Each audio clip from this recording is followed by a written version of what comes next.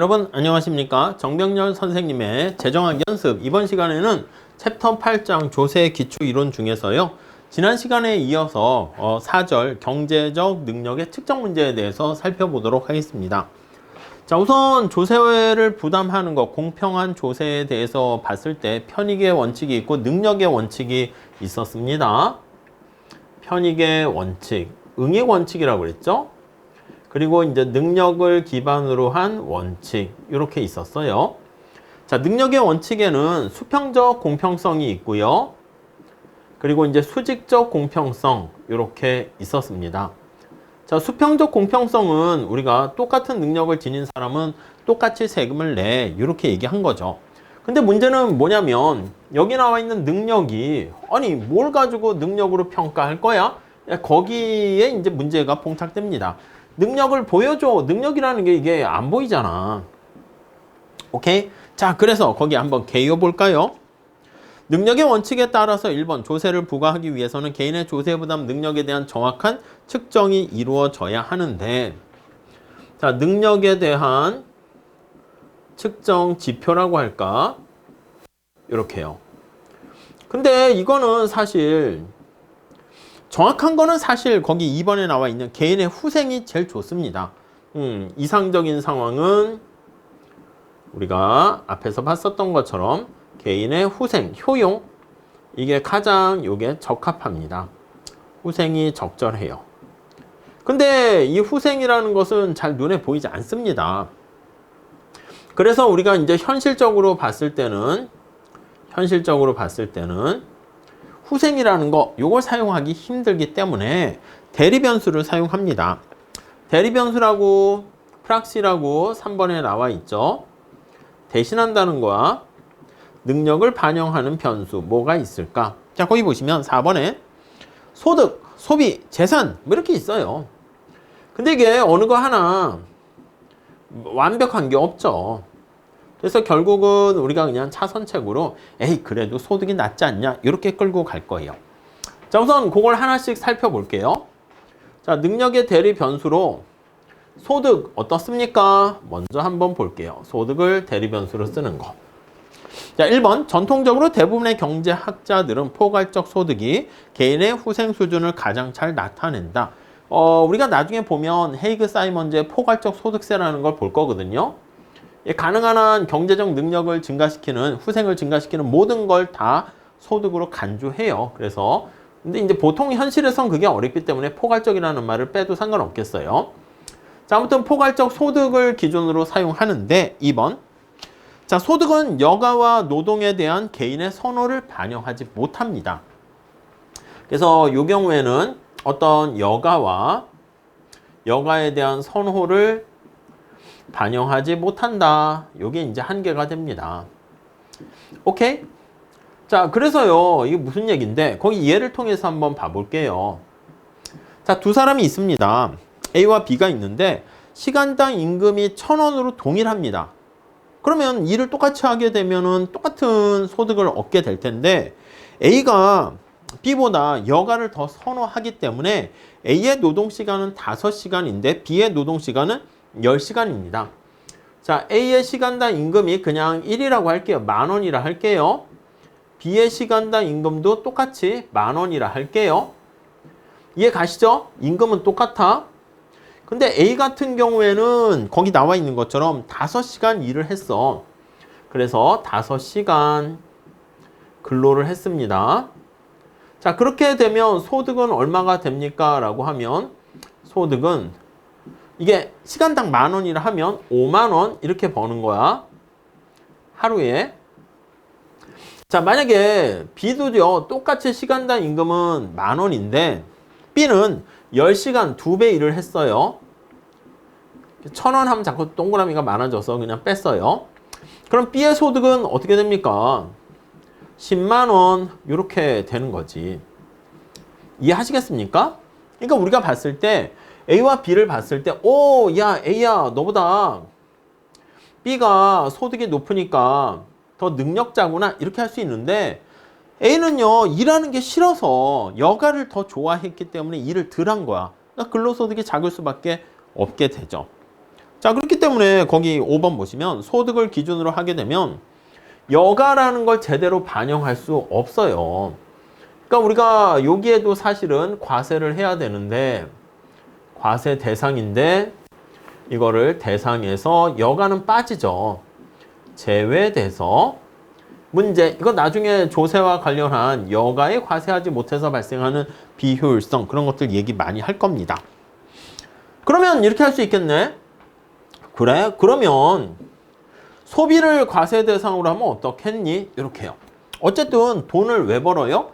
쓰려고 버는 거 아니겠니? 그렇게 생각을 할 수 있다는 거죠. 그럼 소비를 보면 자, 소득이 개인의 후생 능력을 나타내는 지표로 가장 많이 쓰이긴 합니다. 뭐 마땅한 대안이 없고 어차피 다 완벽하지 않으니까.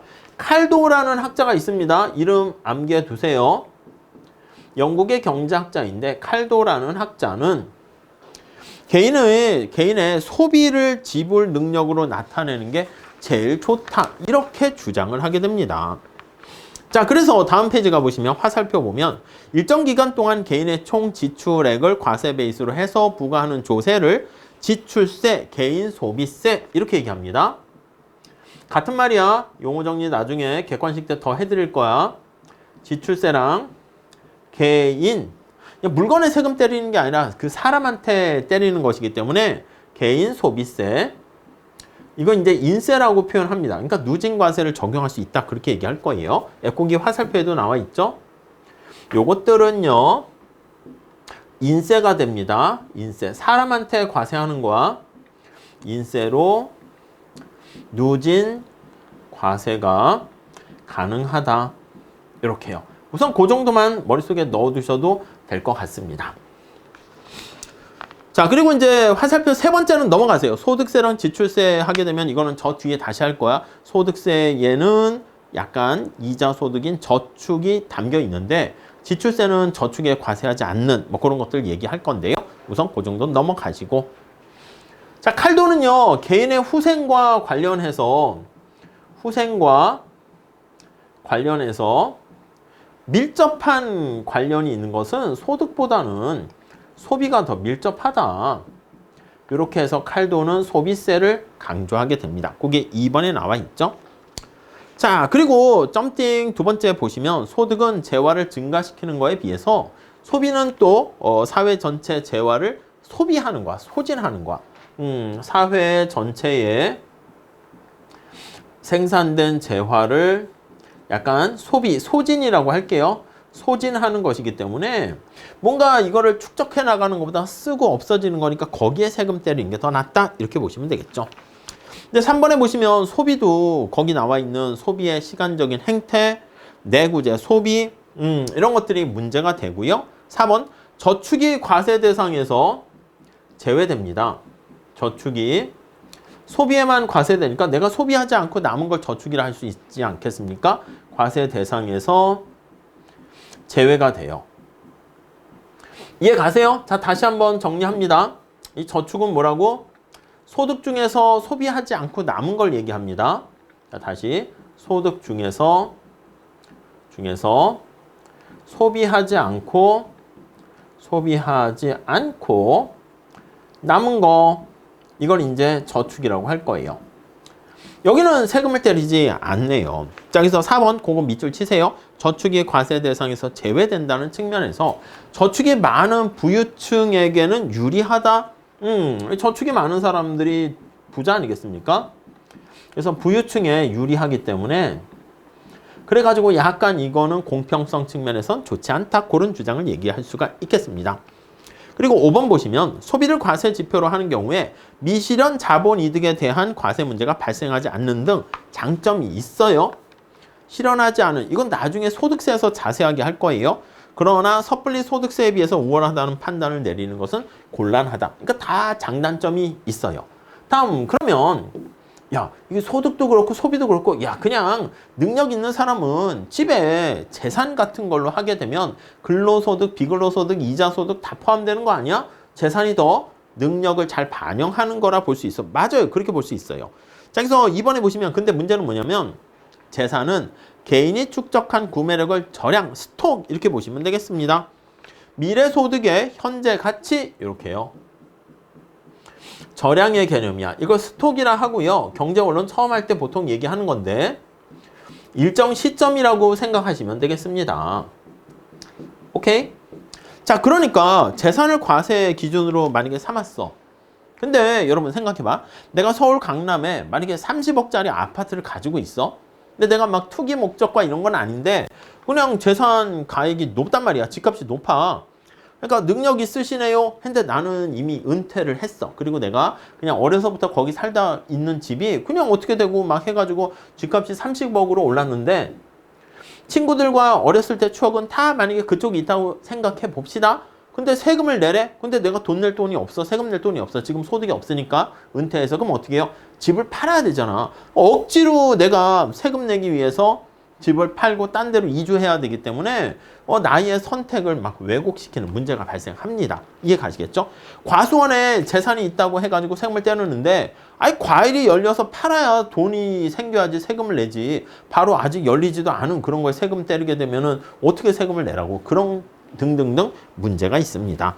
그래서 재산세의 문제점 나와 있죠. 1번 저량에 해당하는 것이다 라는 거 요거 현금 흐름에 문제가 빠질 수 있고요. 문제에 빠질 수 있고 매년 재산의 크기를 평가해야 돼. 그리고 이번에 현실적으로 봤을 때 개인이 보유한 수많은 재산을 기록, 관리, 가치 평가하는데 비용이 많이 듭니다. 그리고 또 하나는요. 유동성의 문제가 있어요. 지금 말씀드린 것처럼 그 밑줄 치세요.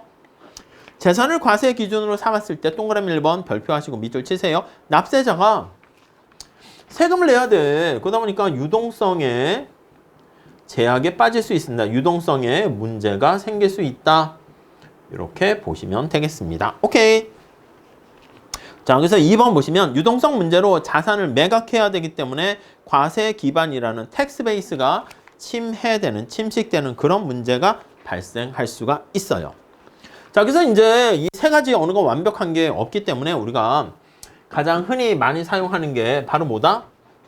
그렇습니다. 소득을 기반으로 요거를 기본으로 하고 다른 것들을 여러 가지 대안으로 사용해요.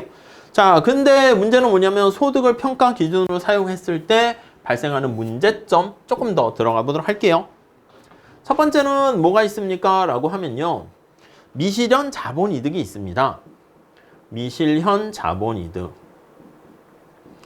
아니 우리가 봤을 때 여러분 주식 가격이 올랐어? 집값이 올랐어? 부자가 됐어. 근데 어떻게 보면 아니 주식을 팔아야지 내 손 안에 돈이 현금으로 딱 이렇게 실현되는 거 아니겠습니까? 근데 내가 집을 팔지 않고 주식을 팔지 않고 집값은 올라갔어? 주식 가격이 올라갔어?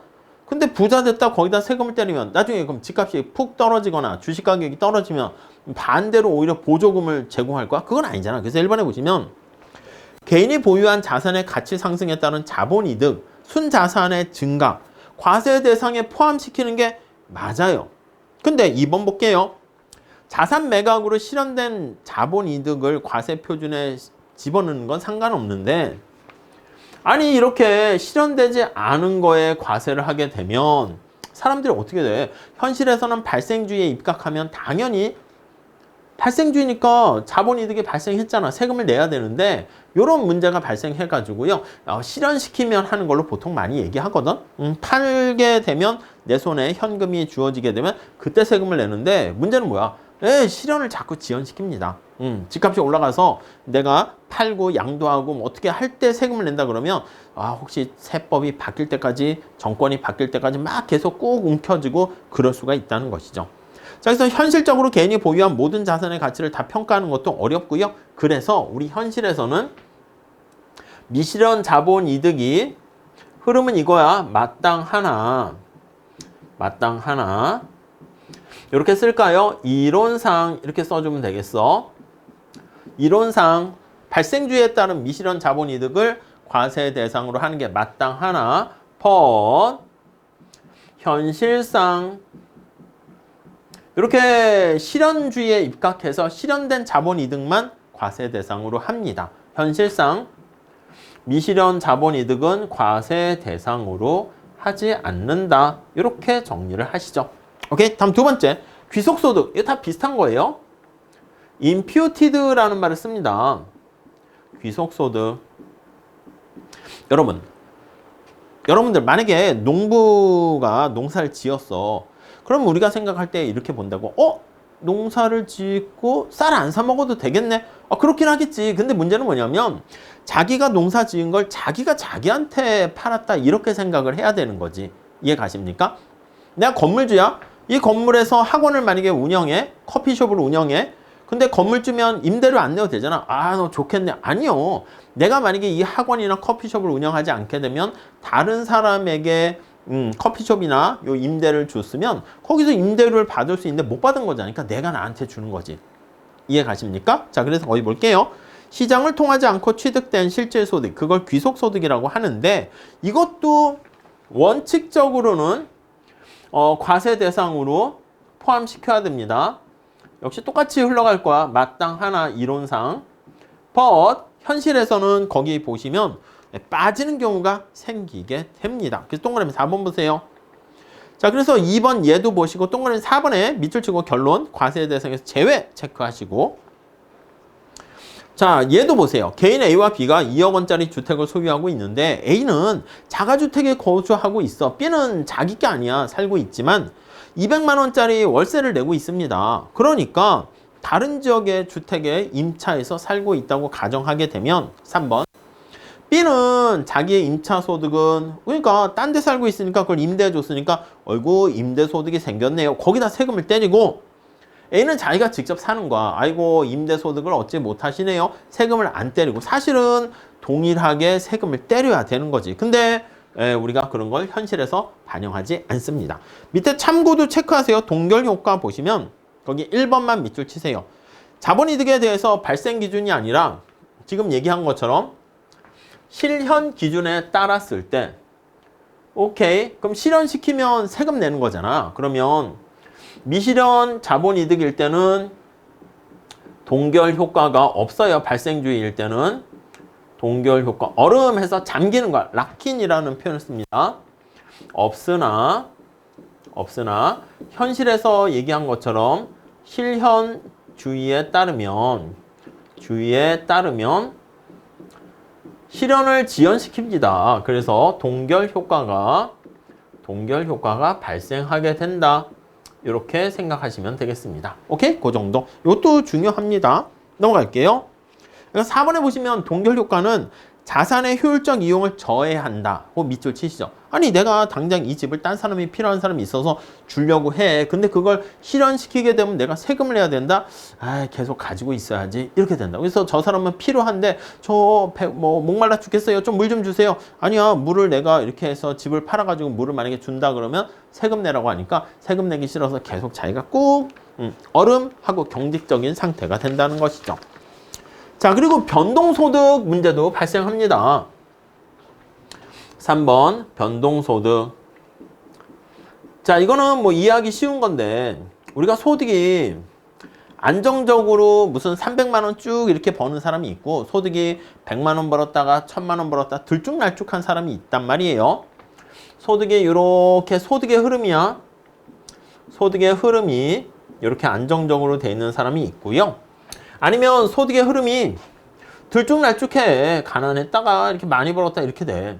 근데 문제는 뭐냐면 소득의 흐름이 이렇게 돼 있을 땐 이렇게 높은 소득일 때는 누진세를 적용하다 보니까 누진세율이 높게 이렇게 적용이 됩니다. 그러니까 세금을 많이 내는 거야. 거기 저자분께서 표로 잘 정리했는데 살짝 볼까요? 1번 누진적인 소득세제 하에서 누진 그 밑줄 치셔야 돼. 누진적인 자, 일정 기간의 총소득은 동일합니다. 이거 서메이션 하게 되면 다 같게 되는데 자, 두 번째 줄.